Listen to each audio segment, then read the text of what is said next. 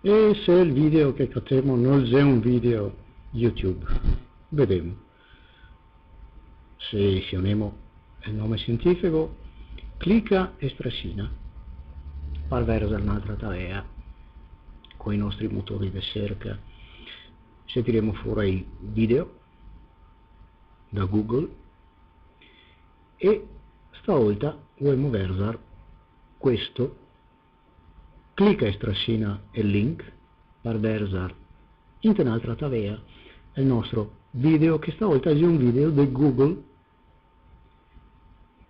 che non ha lo stesso codice di YouTube. Allora dobbiamo andare su incorpora video, copiare il codice, copia, tornare dentro il nostro sistema e il galeppino, dove che abbiamo aperto per comodità di finestra di inserimento. Vediamo un titolo, Pesce San Piero,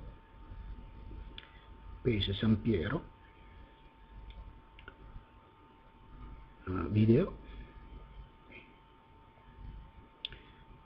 minuti 2:20. E stavolta, siccome non c'è un link diretto a un clip di YouTube, andiamo ad discernere HTML interno. Andiamo sul nostro codice HTML, clicchiamo su codice e incoiamo il codice che abbiamo copiato.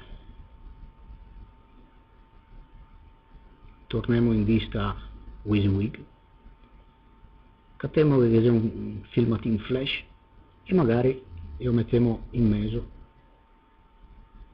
lo centriamo un attimo, potremmo anche scrivere sotto un commento quello che vogliamo, inserisci e istantaneamente sulla nostra scheda, con gli altri andiamo a ricaricarla, capiamo che è il nostro ultimo inserimento, cioè è il video di Google Video stavolta inserito dentro una pagina HTML in linea, come si dice.